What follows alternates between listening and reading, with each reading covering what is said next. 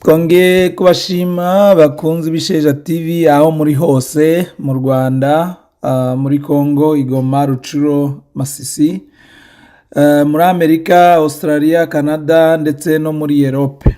Turabashimira ko mukomeje kudutera courage, kandi mu by'ukuri abo dushobora kwirengagiza aho twaturukanye. Turabashimira rero no tunabashishikariza gukurikira ikiganiro cya kabiri, igice cya kabiri cy'ikiganiro twagiranye na Hon Kanyoni, cyari kirimo amakuru menshi ajyanye n'uko umuntu ashobora gutangira ibikorwa muri Repubulika Iharanira Demokarasi ya Kongo. Murakaza neza, muryoherwe. Ndashimira abatumirwa bacu ko bafashe umwanya kugira ngo baze batuganirize ku bijyanye na business. Ngiye nitwa Oscar Bahati, ntuye muri Houston, Texas. Mfite ibibazo nka bitatu nshaka kubaza. Nashaka kubaza Kanyoni ku bijyanye na requirements zijyanye na doing business muri Congo, cyane cyane ko nk'umuntu cyane nk'abantu batuye hanze ya Congo bashobora kuba bafatwa nk'abanyamahanga, bitewe urugero ushobora gufata ubwenegihugu bwa Amerika ukaza nk'umunyamahanga uje gukora investment. Wenda araza kudufasha ku bijyanye na requirement za doing business muri Congo. Icyo ni icya mbere. Icya kabiri nubisha asobanura ku bijyanye ko mu byo bakora ari uko bagiye bakora ibijyanye na joint ventures. Ese ko nabonye hari ukuntu business ushobora gukora joint ventures ariko wenda company wenda ifite ikibazo cya crisis cyangwa bankruptcy.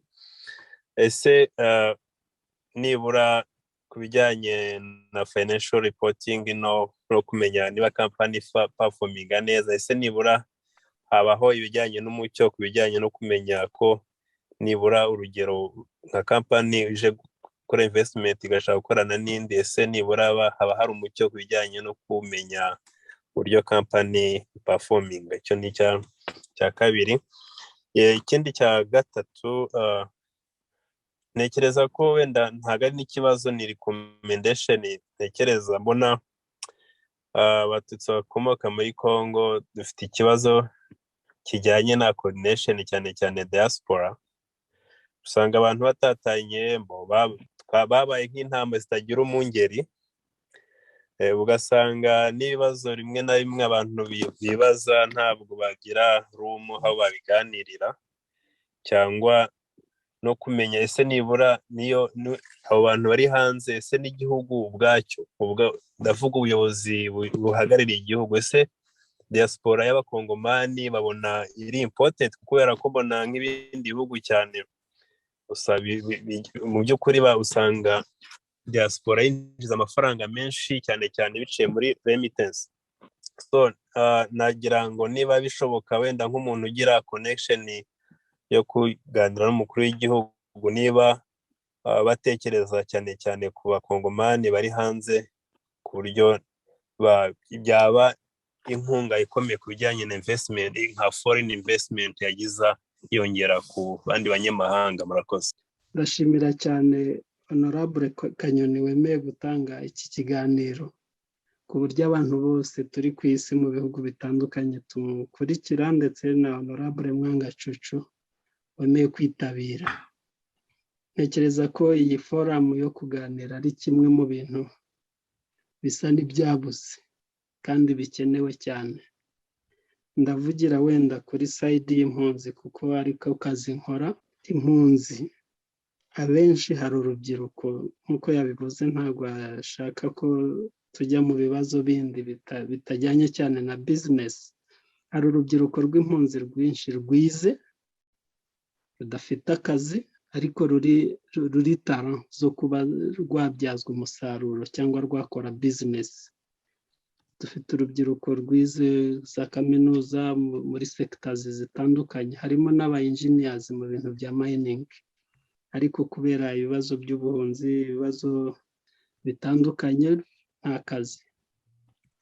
Sinzi yigeze kuvuga ko abashaka gutaha ashobora kuza, ariko ntago umuntu wageze hano mu buhunzi mu nkambi amaze imyaka 25, wahageze ari umwana mutoya, akaba ari umusore w'umujene urangije kaminuza, yapfa kujya muri Kongo atazi, ayumva mu bitabo no muri media.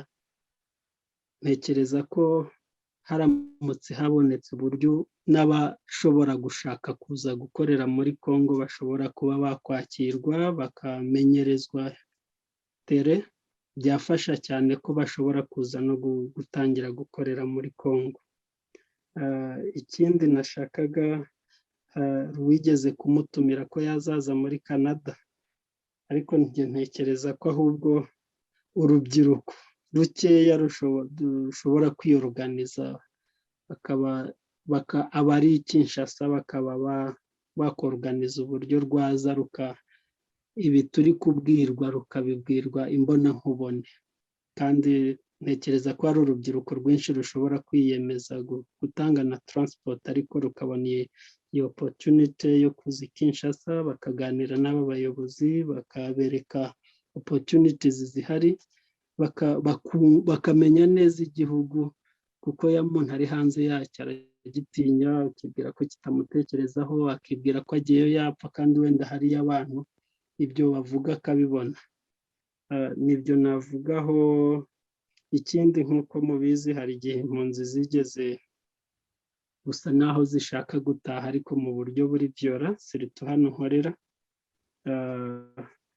Ntekereza ko abantu bitwa ko barepresenta famiye aho ngaho ni ikintu bagomba gukoraho predwari cyane, advocacy ku gucyurwa kw'impunzi kigakorwa, kuko nta mpunzi zitaha igihugu zahunze kitazisabye. Nibyo ngibyo murakoze. Okay, murakoze cyane. Narimo ndivuga, nitwa Modeste Nkurikiyimana, nanjye ndi Kigali. Mfite ibibazo bibiri, nta nubwo ari nk'ibibazo ahubwo ni projection cyangwa piste de solution, ibintu mbona nshobora biri mu mujyo w'ibyo turimo turavugaho. Bakoze abayobozi cyangwa se ababyeyi n'abavandimwe gufata gahunda yo kuganiriza urubyiruko kuri gahunda nk'ingiyi ahantu hatandukanye duherereye. Ku bayobozi bacu cyane cyane nka Kanyoni, nanjye ndamukurikira kuri Twitter, mu by'ukuri nkunda uburyo ubona ko ibintu babikora neza. Mfite igitekerezo nibwira nshaka ko bampaho umucyo kugira ngo turebe ko dushobora kugishyira mu bikorwa. Maze imyaka 11 ndi umunyamakuru w'umwuga. Ubushobozi burahari buhagije. Igihe nazengurukaga mu bantu dusanzwe tuziranye, bayobora amaradiyo communautaire nka RC Rubaya, Ngungu ndetse n'ahandi, no kuba 2012-2014 nari correspondant wa RPA y'Ubujumbura na Radio Mandelo y'Ibukavu, quelquefois na RTGA. Nabonye ko abanyamakuru b'iwacu cyangwa se media yo muri Kongo mu by'ukuri ubona ko bakora itangazamakuru byanze bikunze rizahora risenya cyangwa se ritazafasha igihugu guhinduka. Ubwo ninganishije nko kuri national brand. Naje gutekereza ndavuga ngo mutekereza iki kuba dushobora gukora societe cyangwa se organisation, media company cyangwa se NGO yagikora itangazamakuru ry'umwuga mu gace, ariko rikaba ryanatangira gukora amahugura kuri bariya ba rwandophone cyangwa se amamedia arimo, ko bishobora kuzatangira ku influence no gutanga education iri nziza yafasha mu mpinduka no kuzamura imyumvire mu bantu bo muri kariya karere, ko icyo kintu nibwira ko bwaba ari uburyo burambye bwazatuma nibura karere k'uburasirazuba amajyaruguru ya Kongo communauté itangira kugira imyumvire ishobora kuba positive no gutuma abakunda guhemukira communauté yacu nibura batangira no kugira imyumvire iri positive ko turi abantu kandi dushobora kubana bishoboka. Icyo ni kimwe. Icya kabiri, hari projet yo gukora education ku rubyiruko rw'impunzi ruba mu Rwanda. Maranye igihe nshaka kubaza niba bidashoboka ko abantu bashobora kwihurizaho amaboko bakaba twayikoreraho rimwe, noneho abacu aho bari hose bakagira imyumvire nibura ishobora no gukumbura iwabo cyangwa se ishobora no kuhamenya. Narakurikiranye nsanga nko mu mateka y'impunzi z'abanyekongo kuva igihe baziye mu Rwanda, uko bagiye bayoborwa n'imibereho yabo, nta hantu yanditse ngo nibura n'abazavuka nyuma bazashobore kuba babyigiraho. Ariko ni byiza ko benshi bari kujya no muri Amerika, ariko benshi mu bagiye bavukira mu nkambi zo mu Rwanda bizarangira batazi Kongo icyo ari cyo, cyane ko education idahawe umuntu kuva mu buto bwe, ubwo ndavuga wenda nka patriotisme, nationalisme, kutabihabwa hakiri kare, kudahabwa ishusho y'iwabo hakiri kare bakinahegereye, kugira muri Amerika ni byiza bien sûr kuko abantu bashobora kuhabona izindi nyungu nyinshi zishobora no kuzafasha ku communauté. Ariko nkatekereza ko dutangiye gukora education, kwerekana nibura akababaro kaba mu nkambi par rapport y'ubwiza bwa Kongo n'ubw'ibibazo bishobora kuba byiza. Ese birashoboka ko habaho uburyo twafatanya tugatangira gukora documentaire instructive zishobora kwigisha nibura urubyiruko rw'abari mu nkambi, maze bitangiye ariko amaboko yanjye akunda kuba magufiya. Bibaye ubufatanye, imikoranire, uburyo byahabwa umurongo byaba byiza. Murakoze cyane, n'ibyo bintu numvaga nabasangiza. Murakoze cyane. Turaha Honorable Kanyoni kugira ngo asubize abangaba mbere yuko dukomeza. Murakoze. Nangije kuri Oscar Bahati yabazaga ibijyana na doing business. Doing business koko ntago byoroshye cyane muri Kongo gukora business. Sinzi niba mwibuka yuko hari iriya standard ya World Bank atumaga nyine abantu bakareba how easy it's to do business in Africa in general. Twari tukiri inyuma cyane. Ariko as a member of the private sector youth twita Fédération des entreprises du Congo, mu bintu twe dushiraho pressure cyane kuri leta nabyo birimo kumakinga sure yuko ibyo byose bikorwa mu buryo if you want like to establish a company aho kugira ngo no ubikore mu byumweru nangwa amezi menshi, to make it a bit shorter. Now ariko hari some very good progress. Dusigaye dufite a way of doing it, Igice unique ahuza ugakora company yawe ikaba registered, yamara kuba registered ikajya no cyo twita muri journal officiel, so anyone can at least Google and know exactly that you're there. So, and to come and to invest as a US citizen, modern really, you can do that. When the hamwe na hamwe hari business izindi zizatuma ugenda discriminate say so, ariko opportunities zo zirahari nyinshi cyane. Ahubwo ni na byiza uje ukabuje nk'umunyamerika ujya no kuri embassy yanyu bakamenya yuko ufite na interest muri Congo, uburi somehow highly protected in certain conditions Congo, which is a kind of paradox. So when it comes to wabajije joint venture, you have to do your KYC. You can't go and in a partnership or with your vehicle ugashiramo n'abandi mugahura mugakora company together without knowing how they are doing. And when it is like a parastatal company, there is a way also to ask what we call the financial statement, at least for the last 2-3 years, kugira ngo umenye niba iyo company ukuntu ihagaze, if there's an opportunity ugukora. So you must do, I noticed yuko wumva izo language zanyu ni mwe mwazizanye, you must do your own KYC. You have to know your customer, you must do due diligence. Ugomba kubikora kabisa ugakora ushatse no kugira ngo ubone information, there's a possibility also to get some of at least the information. So coordination na diaspora kugira ngo no ibibazo byabo bibe addressed. Just less than 2 weeks ago, our head of state yakiriye diaspora yavuye ahandi hose. Izo information nuko wenda natwe tutaba tuzifite, we can even share with you also. Arabakira and telling them really yuko contribution yabo ari nini cyane. Mu mujyi nk'i Kinshasa urebye neza abantu bavuye hanze bafite very big impact on a small scale economy. Nibo bohereza amakashi kuri za MoneyGram, Western Union and so on. Umuntu arebye kuri scale y'igihugu cyose na size ya population dufite ni nini cyane. Ikindi nashaka kubabwira, abantu baragenda balobbyinga cyane for dual citizenship. And most probably tuzabigeraho nabyo mu minsi itaha. So that would be a very good, a good move for everyone. So you can come, as long as that you can prove that you're originally from Congo, uzabona passport ya Congo ubone niya handi. So wenda honorable Mwanga tunashobora kuza kubisubiraho nyuma, hari ukuntu bashaka kugira ngo amategeko nyine atuma tugira one citizenship only nayo agenda ahinduka. So which will be very good also for you. Icyo ni ikibazo cya Oscar Bahati wa Houston. Ngaruyinka nashaka kumubwira kabisa concern zanyu ziratubabaza cyane, and I should admit with humility, it's we have all of us very big responsibility.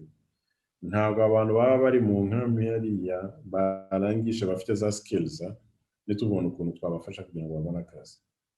It's really our very big responsibility. Turaza kureba how turi buze kuganira. I'm very happy yuko mu benshi bayobora community nabo barimo hano, harimo ba Mwanga n'abandi bose bayobora hirya no hino.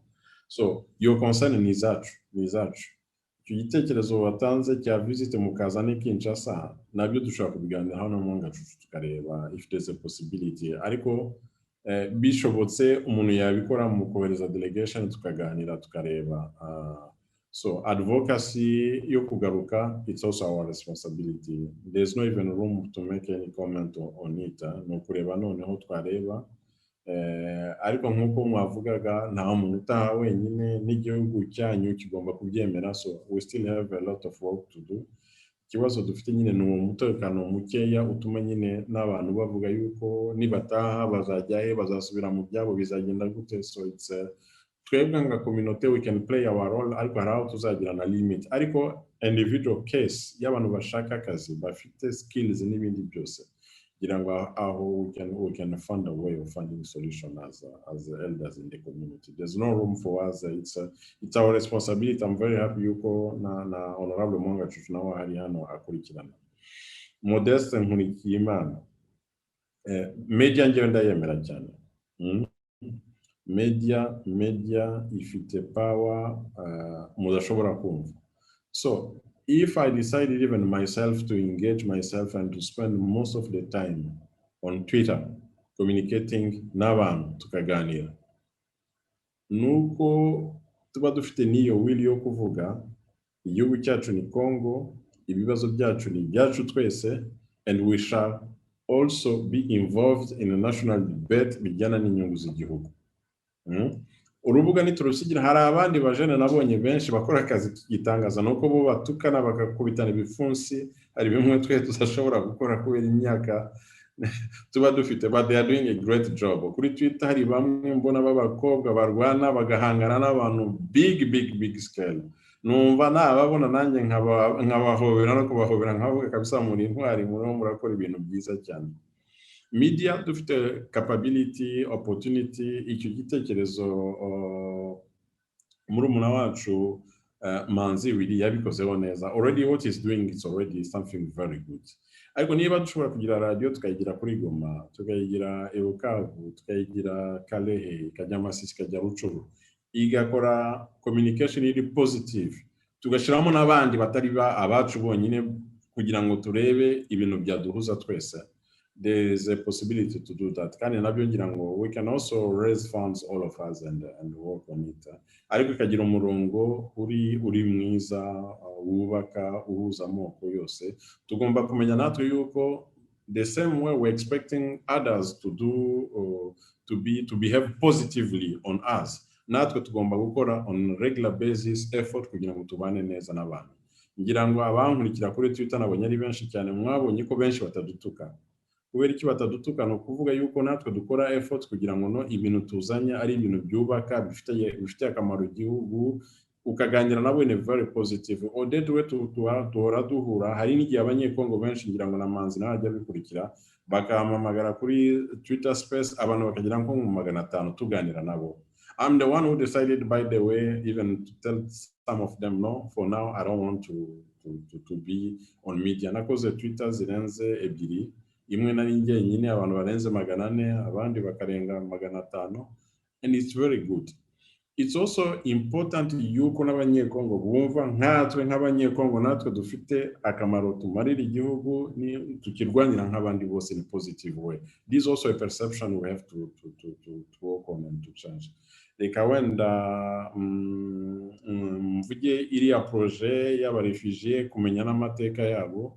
Me, I'm very happy. My kids bavukiye bamwe bavukiye Burayi abandi bakuvukira ahandi ariko nabigishije kwiga kuvuga la congolaise biga mu mashuri y'abazungu ariko bazi kuririmba indirimbo y'igihugu tujyana nabo mu mupira bagafana igihugu bakamenya yuko ari abanyekongo. It's important abana bakamenya aho bakomoka nyine. It's our duty. Ariko ibyo buri muntu agomba kubikoraho. Hari benshi twagiye tubiganiraho nabonye na Professor Tombola nawe ari kuri kurubuga hano ni twagiye tubiganiraho na tuvuga namwe babarimu n'abandi bose tugomba kumenya yuko dufite na history kandi without really with all the humility dufite very big history muri iki gihugu. Nta kintu cyo gucisha bugufi abantu bakagenda bihisha. We have really to stand. Ngewe mfite na metro 2 n'izindi nta n'ukuntu nakwihisha no guhagarara umuntu agahagarara kandi akagerageza kuba imfura nyine no kurwanira ibintu neza mu buryo bwiza bw'igifu. Thank you so much, Honorable. I can take more, Manzi. Kandi abantu kabisa bisanzure, it's a contribution. Ndishimye cyane kumva ko nabamwe batanga contribution. Nizere ko president ukurikira na Safari n'abakora mu buyobozi na Odette bakora mu nzego bagenda bandika izo contribution z'abantu kugira ngo turebe ukuntu tuzagenda twungurana twese. Barahari president turaza kumuha nani ijambo nyuma nuko twashatse kugira kuko abantu bari nabonye na mukuru wacu LMMA nawe uyobora iriya naho hari nizere ko bagenda bafata note y'ibyo. Icyo dushaka no kugira ngo tugende twungurana ibitekerezo. Abari mukubona. Barahari. Wavuze kuri Professor Tombora turaza kubahereza umwanya maybe wo kuza gusuhuza nuko nagiraga ngo dufatanyije n'igihe kugira ngo tubanze tureke abantu binigure. Professor Tombora yari ashaka kugira ikintu avuga then arakurikirwa na Emile mbere yuko dukomeza n'abandi. Murakoze cyane mwiriwe mwese. Komera. C'est vraiment une opportunité pour apprécier Hon Kanyoni pour ses initiatives. Ko ubona muri za initiative ze uranyumva neza? Neza cyane, Prof. Merci beaucoup. Muri za initiative agira zo kuganira n'abantu nk'uku mu mpande zose la technologie ayibyaza umusaruro ku buryo bugaragara. Et je l'apprécie énormément. Hari ibibazo byagiye bibazwa mais je pense que wenda ntabwo ari nubwo yagiye asubiza ariko hari ibibazo ubona ko bitari pour lui. Ahubwo nje ngatanga une recommandation kuri abo bakuru bacu bari yongiyo bari muri leta mu nzego za leta.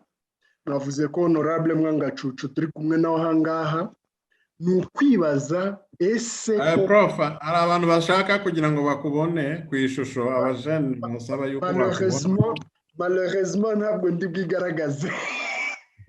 Ubwo amasaha yagiye turabyumva dukomeze. Urakoze cyane nuko ariko nta kibazo ubwo ndaza kwigaragaza mu kanya nditegura nigaragaza bambone.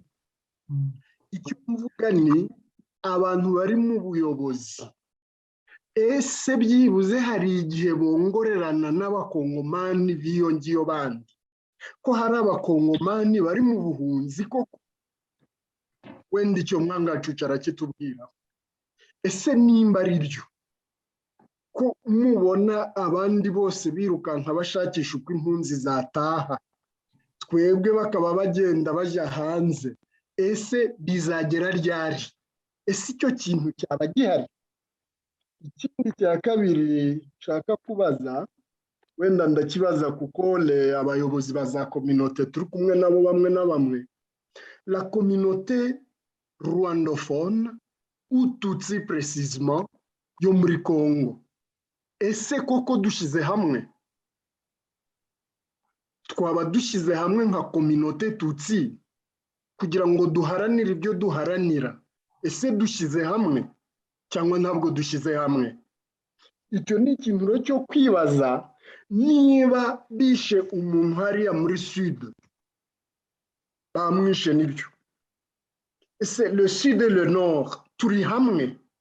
Est-ce que le nord, nous sommes ensemble? Oui, nous faisons le business, c'est vrai, business raduhuza, ariko aussi longtemps que nous ne sommes pas unis, ntacyo tuzageraho. Icyo nicyo mbitekerezaho. La jeunesse iri muri diaspora, nje ngatekereza ko nk'aba leader d'opinion muri aha ngaha baho ngaho, vous pouvez aussi intéresser abantu b'abategetsi aho ngaho, bakaorganiza ngiyi conference. Bari kuvuga wenda ngo baragiye, nibashaka bagende bajye iyo babivugira hose, ariko bikabaorganize de telle manière que bimenyekana nk'uko mwabikoze, abantu bose bakagira uko baza, ariko natwe tukaba abantu bari smart mu bibazo. Ntituze tuje gutongana no kurwana, ahubwo tukaza tuje mu murongo mwiza, mu murongo wo kubaka. Kuko la tendance, usanga la tendance ya diaspora rwandaise, la diaspora congolaise plutôt, usanga la tendance ariyo gutuka ubutegetsi. Usanga umuntu arihanukiriye atutse perezida, nkunze guhangana nabo rimwe na rimwe, un exercice ute. Donc tukaba rero natwe mieux éduqué kugira ngo n'uwo twabwira tukamubwira dusobanutse, atari kuvuga ngo turguhangana kandi atari byo.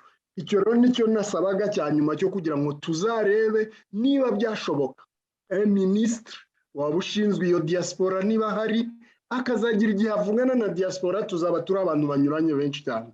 Murakoze cyane, encore une fois, merci John Kanyoni. Merci. Murakoze cyane. Okay. Murakoze cyane. Nanjye nitwa Emile Nsengiyumva Kamari, ngiye nkomoka i Rucuru, natuye mu nkambi, ubu ntuye inkambi natuye muri Kiziba, ubu ntuye Arizona. Nturanye na Aime Bideri, nturanye na Gahakanyi, turaziranye. Mfite umusanzu ndi butanga, ariko nkabaza n'ikibazo kimwe. Ndashaka kuvuga ku kintu Gahakanyi yavuze kijyanye n'ubumwe bw'abatutsi bo muri Nord Kivu na Sud Kivu. Ngewe nabaye perezida wa youth ariyo Kivu Youth United kuva 2012 kugera 2015. Hanyuma mu kwezi kwa 8 nza gutorerwa kuba perezida wa communauté muri rusange. Mu kwezi kwa 4 2019 twaje Washington DC, icyo gihe perezida yari yahaje na Hon Kanyoni yari ahari, abandi bose dusa barabirukana, ariko twe tukavuga ko turabo kwa Hon Kanyoni banatwinjiza. Umva ni ibintu byiza cyane, turanagushimiye by the way, izina ryawe twaryinjiriyeho nubwo tutabonye akanya ko kuvuga cyangwa duha ijambo, ariko watubereye secret, baratwinjiza twebwe, twinjirana na Serge wa Murinda, uramuzi, n'umwana wa Murinda ni data wacu. So maze kuba perezida rero nagize initiative mpamagara presidente wa Mahoro yitwaga Adele Kibasumba. Uyu Michel Gahakanyi niwe Kibasumba yasimbuye, nawe yabaye perezida wa Mahoro, nubwo atabivuze ariko ndabimuvugiye, nta kibazo ne twaravuganaga cyane. Dutangiza initiative ariko itarabaye successful kubera ko bamwe muri twe babifashe nkaho bitarakunda. Akaba ari ikintu dusaba wenda duhereye kuri honorable Mwangacucu, icyo kintu tugishize nk'imbaraga, tugashiramo abandi bayobozi bakomeye batari twebwe, byarushaho kugira amaboko, wenda icyo twese twifuza kikagerwaho. Wenda ikindi ntavuze nuko ndi vice president w'isoko, ninge ungirije Dieudonné Ndinda, tuana muri komite twese na basafari LMM niwe boss wacu.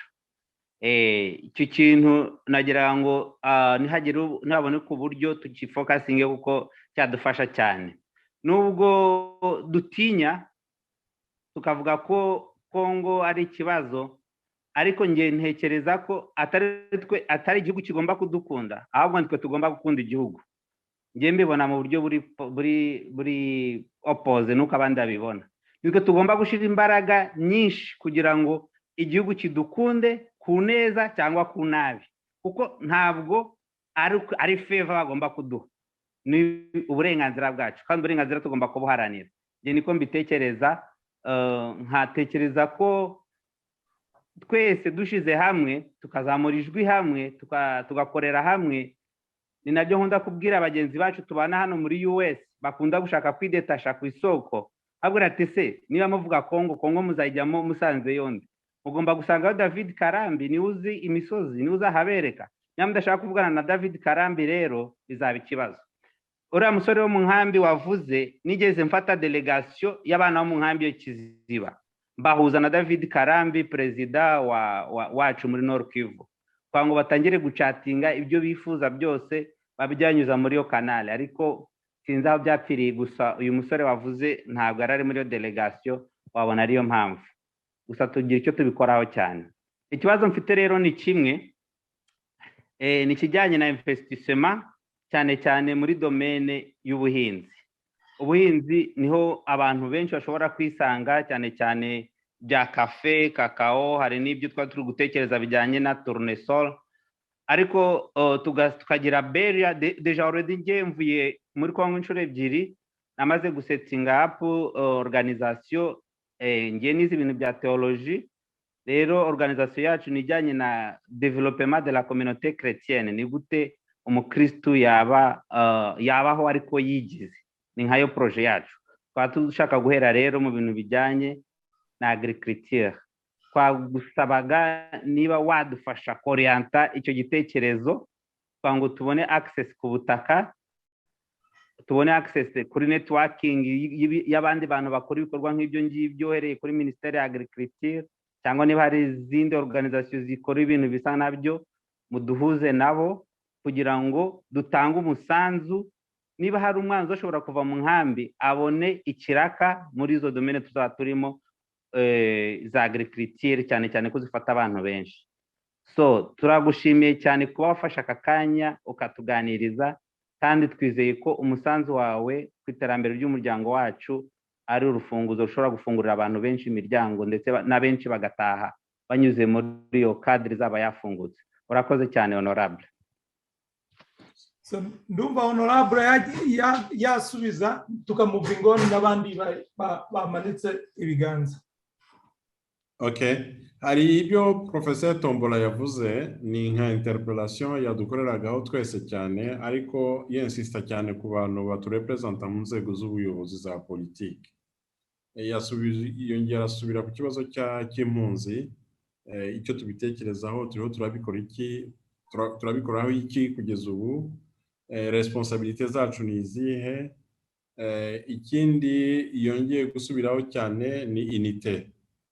Est-ce que turahuje twese nka communauté Nord Kivu, d'abord twenyine, noneho na bene wacu bo muri Sud, est-ce que nous sommes unis? Agatanga recommandation kugira ngo turebe ukuntu ibyo bibazo twabyigaho nyine, kugira ngo ngira ngo c'est une interpellation par rapport à nous tous. Atanga aussi d'autres recommandations. Sinzi niba prof, ndabona noneho uri hewani, abashaka kugira ngo bakubone batakuzi ngira ngo bakubonye ubu. Sinzi niba hari icyo ntavuze mu byo wari warelevi. Cya nyuma ni l'éthique yacu à l'égard y'ubuyobozi. Usanga notre jeunesse ifite, niba yumva, niba ari gutuka ubuyobozi, niba ari byo bigaragaza ko umuntu ari gukora, je ne sais pas. Sa umuntu atutse umuyobozi ntacyo ashoboye, ibyo bintu hari aho bimbabaza cyane. Ukibaza ese umuntu uri gutuka ubuyobozi arabutuka ashingiye kuki? Nabuha igitekerezo, dufite y'abantu bariyo nitubatume, ahubwo nidutuke abariyo bacu, ariko twituka ubuyobozi. Voilà, c'était ça. ikindi gihe nashaka kuvuga naho wenda muri Sud-Kivu dufite ibibazo byinshi cyane muri iyi minsi tutakwirengagiza, navuga ko ubuyobozi buriho, iyo ni experience yanjye, ari ubuyobozi budashaka kugira ngo buturambure butuvaneho. Ibyo byonyine ntabwo ari bibi. Ngewe wenda mfashe na example yanjye ariko ntagenderaho cyane. Niba perezida w'igihugu avuga ngo mu bantu nshaka ko bamerekeza, rimwe na rimwe agasaba yuko ari ngewe wahitamo abandi bari bujyane nawe, ni ukuvuga yuko atubonamo ubunyeko. Ngira ngo ngewe je suis déjà moi-même un phénomène assez typé, nta background mbi dufitanye nawe. Ni ibintu tugomba kumva tukareba ukuntu twakapitaliza kugira ngo tuvanemo umusaruro mwiza. Rimwe na rimwe twagiye tuganira nawe ukabona kabisa ibintu by'amacakubiri nko kuvuga ko atatwemera atatwumva, ntago bimurimo na gatoya. Ibyo byonyine nabyo tukumva yuko niba we aturwanira iryo shaka twarwana, ariko simvuga yuko tudafite ibibazo bikomeye cyane muri Sud-Kivu, kandi wenda ubuyobozi budashiramo ingufu zihagije. Ibyo nabyo ntabwo umuntu yabyirengagiza, ariko ni ukureba ukuntu twagenda nyine dukomeza kugira ngo bidasubira inyuma cyane. Gutukana ngewe mbona bitubaka, ahubwo icyangombwa ni ukureba comment est-ce qu'on peut aller de l'avant. Ariko tombola avantage dufite nuko twanyuze mu bibazo byinshi cyane, na experience nayo irafasha. Abandi baba bafite amaraso agikomeye cyane, aho kugira ngo umuntu atere ibipfunsi hari ukuntu wakemura ikibazo utateye igipfunsi kandi ukabigeraho nyine.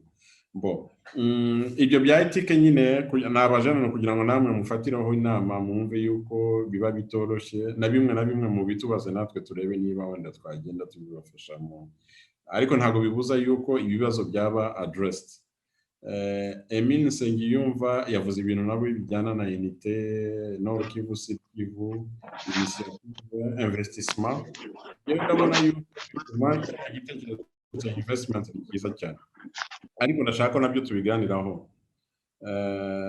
Nituvuga yuko dushaka land, muzi ibibazo byacu. If we want to do big scale, are you ready yuko twabona n'izo opportunity yo gushaka n'ahandi ubutaka hatari iwacu abantu baza bakahakora?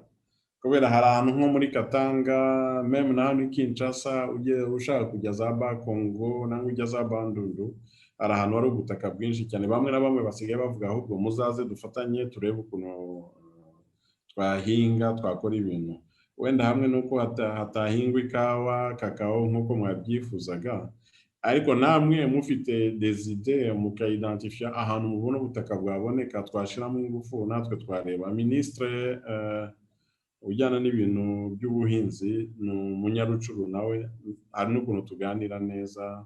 Dufite na mwene wacu umwe wo mu isoko witwa Emmanuel Nzungize, afite regroupement imwe y'abagriculteurs ikomeye cyane. Ahubwo icyo twakora twareba ukuntu twagushyira en contact na Emmanuel, nawe mukaganira nawe tukaeshanja, tukareba ukuntu wenda we abifitemo experience nini cyane yabifasha. Noneho mwakenera political backup, we'll be more than happy to give this political backup if needed be. Thank you, Honorable. And Sanza Mahoro Leo, then Jasang, Nivari Jasang, urakurikira. Murakoze cyane, sinzi niba muri kunyumva. Turakumva neza Leo. Nitwa Nsanza Mahoro Leo, nkaba nkomoka naravukiye Ingungu. Kubazi Semajoro, data ni mukuru wa Semajoro, ariko Semajoro niwe ushobora kubazwi Kavaruganda. Ni muri Masisi, ni muri zone ya Masisi. Abantu ntuye muri Texas, muri Houston. Ndi umunyeshuri Washington DC. Mu by'ukuri rero nkaba ndi ku rwego rwa doctora.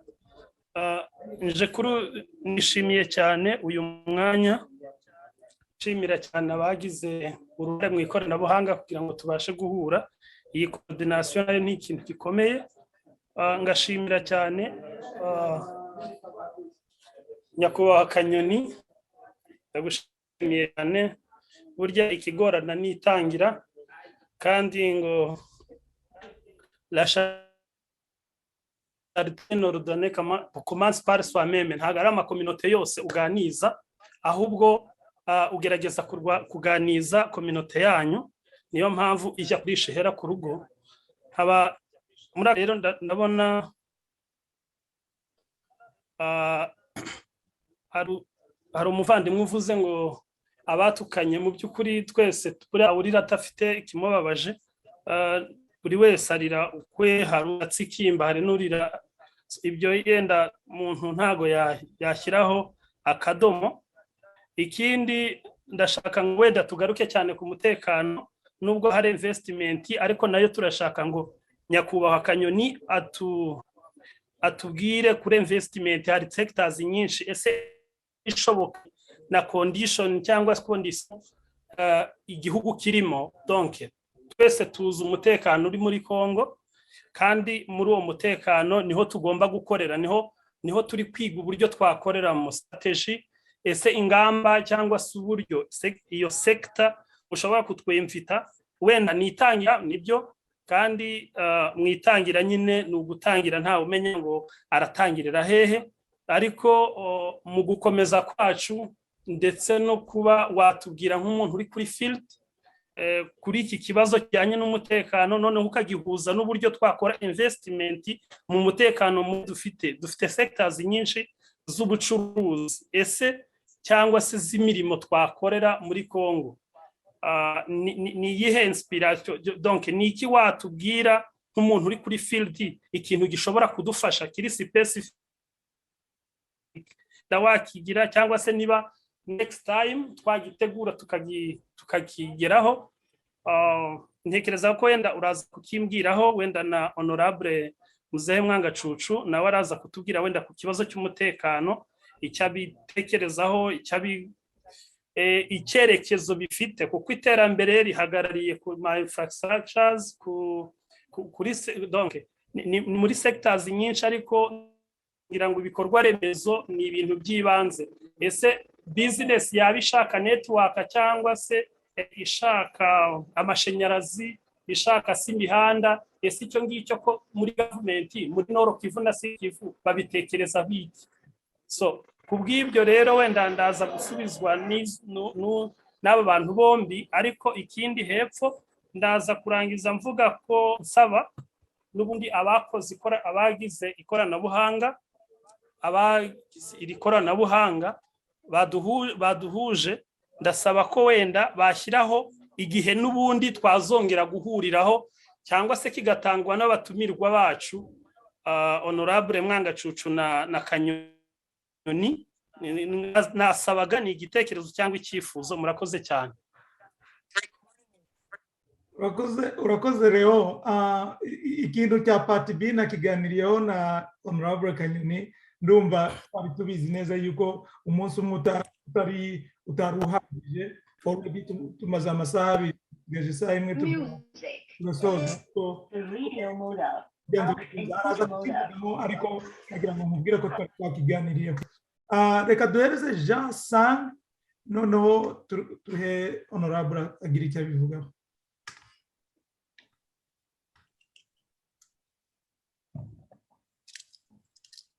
Umuntu bita Jean Sang, niba uri umushinwa ntabwo mbizi, niba uri kumva ibyo ndi kuvuga, please ijambo ni iryawe. Okay, moving on. Reka tujye kuri Muruta. Muruta, wabaza ikibazo cyane. Murakoze cyane Manzi. Muri hangana ntago mbasha kugaragaza ifoto. Nitwa Muruta, nkuko bivuze nitwa Muruta Tade. Ngewe ntuye muri Kongo, ntuye i Goma, ni nayo nkorera. Muri hangana ngewe naje nkerewe kubera hari kiriyo nari nagiyemo. Ntuye i Goma, mpamaze imyaka 6. Je travaille à l'université adventiste de Goma comme un assistant lecturer. Ubwo nakurikiranye ibiganiro, hari d'intervenant ahantu Emile asoreje abaza ikibazo Kanyoni kubijyanye n'ubuhinzi Kanyoni avuga yuko tutagomba kwilimita gusa either muri Northern Province, Southern Province, ahubwo tugomba kujya no muri Katanga n'ahandi henshi hatandukanye. Bo igihugu cyacu ngewe nkimazemo wenda nabaye hanze y'igihugu nanjye, ariko nibura amaze imyaka 6 ntuye mu mujyi wa Goma. Ibibazo tuzi ko umutekano naho dutuye byonyine ntabwo umutekano tuba tuwizeye bihagije 100%. Ese niba dukeneye kuinvestinga mu buhinzi, birashoboka yuko yatwasira ko igihe twajya eske nko muri Katanga, either Katanga, Equatere, Mbujimayi n'ahandi hatandukanye, ahantu twe tutaragera, ese umutekano waho twawubona bihagije nk'uko wenda aho tubasha kuvuga n'ururimi rwacu tukabonamo abavandimwe n'abandi, ariko igihe tugiye nk'aho handi kure tutaragera n'umunsi n'umwe, ese dushobora kubona umutekano uhagije? Cyangwa se kugira ngo twaccessinge tubashe kugerayo, ese byatsaba iki? Cyangwa se twabigenza gute kugira ngo twaccessinge no ku zindi province, tureke kwibanda seulement dans la province du Nord Kivu na Sud Kivu, aho tubasha kugira expression de notre langue yaba Ikinyarwanda, ahubwo no mu zindi province, kuko hari ahantu udashobora kugera, ushobora kureba babona ishusho nk'ubu ngubu sinshobora kujya facilement i Butembo, none aho handi ho eske dushobora kwacceda tugakora n'ibikorwa remezo nk'ibyo yavuze mu buryo bworoshye? Muri make nicyo kibazo nari mfite. Urakoze Muruta. Honorable, ijambo ni ryawe. Hello, can I speak please? Reka ntangire kwanza ku kibazo cya Leonce Nzamahoro. Ikibazo kijyana na security na investment, ibyo kabisa ni ibyo. Ntabwo umuntu yavuga yuko yafata risk kugira ngo ashore amafaranga ahantu abona hatari umutekano, ariko umutekano nawo uri dynamic. Umuntu afashe situation y'amasizi ukuntu yari imeze mu myaka ishize n'ukuntu imeze ubu, we can see really that there's a very big improvement compared to like even when we were there. N'igihe abantu bari hariya bafite ingufu za gisirikare n'ibindi byose, urebye ukuntu ibintu bimeze uyu munsi biruta uko byari bimeze imbere. Icyo ni icyambere. Investment nazo ziterwa n'ukuntu wapanze ibintu. If you want to invest in ICT, for example, it's not the same way like investing in agriculture or investing in mubindi byose. It depends of the type of investment umuntu ashaka gukora. Hariyo wakora igakorwa itaku exposing cyane wenyine physically, it exposing even your investment as such to lose your money. Icyo nacyo ni ikintu umuntu yakwigaho. Ibintu byose bizaterwa na which kind of field specifically umuntu ashaka gukora. No, the assessment will be based on type of investment you want to do. Bigenda bitandukana. You can invest in Goma, you can invest in Bukavu without maybe saying that you want to invest in Kalehe, in Ruchuru, or even in Masisi. Biterwa n'ukuntu umuntu ashaka gukora ibyo bintu byose. Muruta yabaje ikibazo cyiza cyane. Niba mubona yuko hari opportunities za land zihari zitazatuma tujya mu manza tutangira kurwana n'abandi on daily basis, ibyo muzakenera byose by'impapuro muzabidusigire, tuzabirwanaho.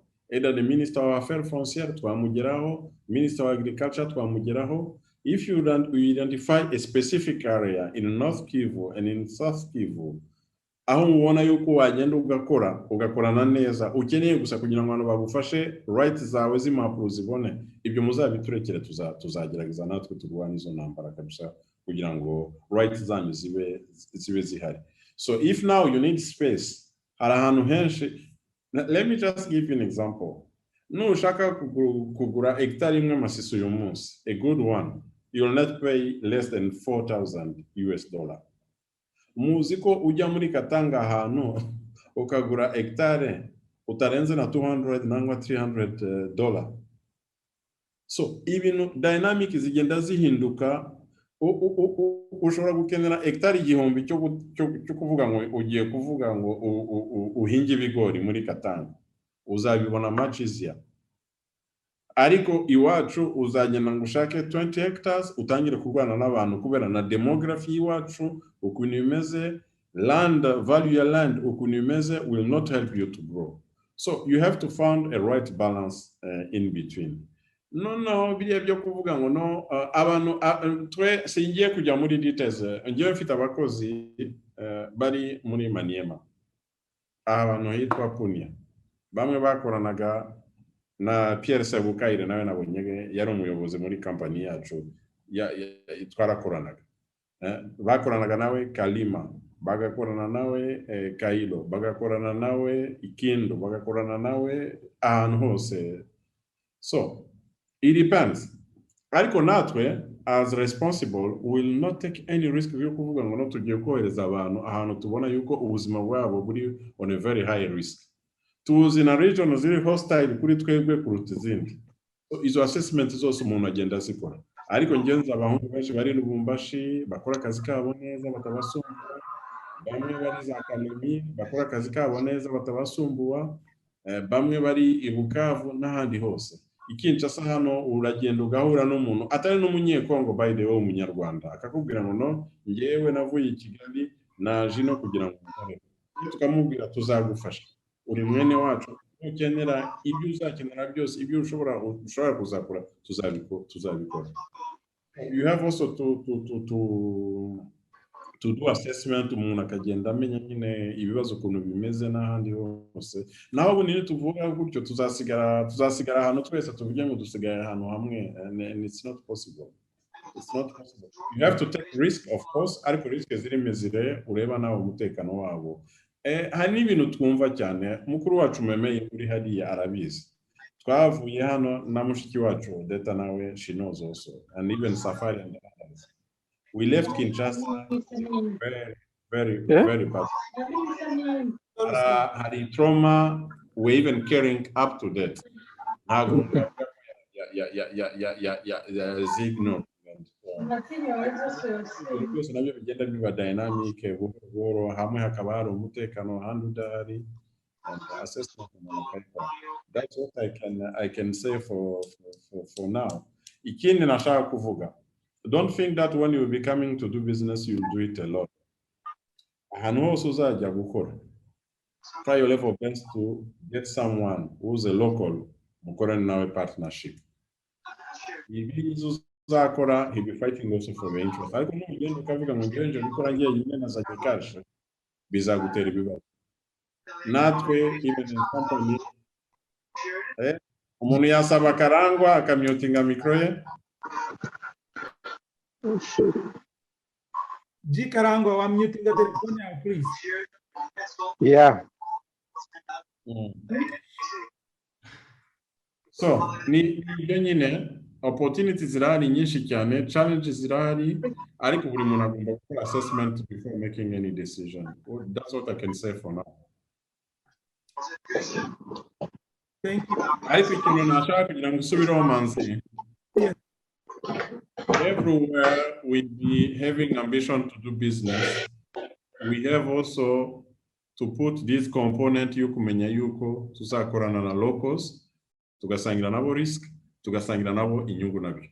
This is something also you should think about. Thank you so much. Muko abivuze muri Congo abantu benshi bakorerayo, abazungu bakorerayo, abantu bose bakorerayo.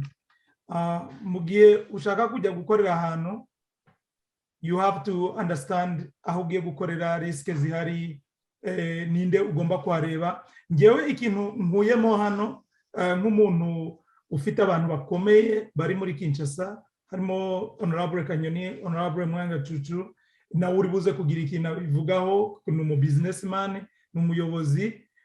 Kuba babicaye imbere bakababwira ngo information uzakenera uzaza turebe, what more do you need? Kuko most of the businesses here abantu tujyamo ujya kubiguruka byishakira wenyine biri kuri internet ugahamagara ibyo umenye ukabimenya, but somebody is in front of you arimara kubwira ati nibi twakoze, we can help you to get this.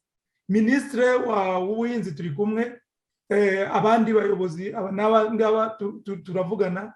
Ndumva nk'urubyiruko ruranga iyi ni privilege yo kugira ngo ahubwo namwe ubwanyu mutangire mwishake mw'abantu mukore groupe abantu bashaka kujya gukorera muri Congo, babandi bavuze bashaka kujya ko bashobora kujya gusura nk'Kinshasa bakabonana n'aba bantu imbona nkubone, noneho abantu bagakora iyo organisation mukagenda mukababona cyangwa se mugatangira mugakora iyo assessment urabibona. So nge ndumva iyi ari privilege Honorable Kanyoni baduhaye. Abantu benshi bari kwigiramo byinshi bitandukanye bijyanye n'uburyo ki bashobora ku accessinga information, kandi nta wundi muntu uri best ushobora kuzibahereza atari wowe n'abandi bantu muri gukorana hano muri isoko. Manze reka noneho mbaye n'indi maybe suggestion. Nimubona yuko mufite gahunda even to know exactly what's going on, hari meeting nyinshi tugenda tugira hirya no hino. If like we have a visit next time to US, I will make sure yuko dupanga mwese mukaza. Mwaza noneho inzego z'ubuyobozi zishinzwe biriya bintu byose. Dufite for example icyo twita l'Agence nationale pour la promotion de l'investissement, ni equivalent y'abazi wenda mu Rwanda icyo bita RDB. Abantu bakora bakakubwira no amategeko na yahe, incentive ushobora kubona niba ufite umushinga munini ni izihe, rights zawe ni izihe, responsibility zawe as a company ni izihe, fiscal regime ni iyihe, how to open a company and so on. Biriya byose twabafasha. That's one of the option. In the option, nimubona yuko you are a quite good size of numbers, come to Kinshasa. Tuzabafasha. Uwo muzashaka kubonana nawe wese muzabonana nawe. Nimushaka yuko tuboherezana za invitation n'ibindi byose n'izindi favor zose twagerageza tukabikora. Mukaza like a group tukavuga I'll be taking 4 of my days. Anyone you want to meet tukabajyanayo kugira ngo mukore assessment yanyu mwenyine. Ariko hari n'izindi zitakenewe yuko abantu bazi Kinshasa hano. You can go even on a provincial level. Mukavuga ngo turashaka kujya kuri Goma. Dufite base bagisha ni ministers hariya. Dufite ba Karambi nkuko bavugaga bayobora community hariya. Nizo support zose twasiba. So don't worry, don't think that you'll be going like in a no one zone and so on. Turahari, network zirahari. Yes, we don't have most of the time really to allocate to the community. Ariko twakwigora tukavuga ngo no abantu baraje, let us help them at least for the initial period, batangire taking over and then bakazaba independent later on.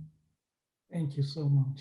I think muri business ikintu cyambere cyangombwa is to get a very good network.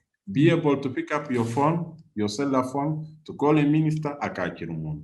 Kandi ibyo turabishoboye twese. I'm not even talking about myself. Hari benshi hano bari kuruvuga babikora abandi dukora. Thank you so much. Ntabwo ngenzi icyo navuga kirenze kuvuga ngo Imana iguhe umugisha, kandi no kuba wicaye ahangaha ngewe navuga ni iyo tuza kuba tukwishyura nitwari kubona n'amafaranga tukwishyura. So this is a fact. Tubashimiye rero ko mwakomeje kubana natwe mukaba mwakurikiye iki kiganiro. Dutekereza ko cyari ingenzi kuri mwebwe abashaka kujya gukora investissement muri Repubulika Iharanira Demokarasi ya Kongo. Niba ari ubwa mbere ugeze kuri iyi site, turagusaba gukanda akantu k'umutuku kavuga kati subscribe, ndetse ukande n'akantu kariho inzogera kugira ngo ibiganiro byacu biryoshye byo kujya bigucika. Mugire amahoro n'amahirwe.